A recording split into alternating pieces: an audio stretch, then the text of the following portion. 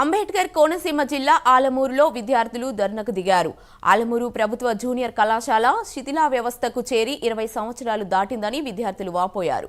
కొత్త బిల్డింగ్ ని వెంటనే పునర్నిర్మించాలని కోరుతూ అఖిల భారత విద్యార్థి సమైక్య ఆధ్వర్యంలో కళాశాల ఎదుట పెద్ద ఎత్తున ధర్నా చేపట్టారు. ఎప్పుడు కూలిపోతాయో తెలియని బీటలు వారిన గోడల మధ్య విద్యార్థులకు రక్షణ లేదని అఖిల భారత విద్యార్థి సమక్ష అధ్యక్షుడు పేర్కొన్నారు.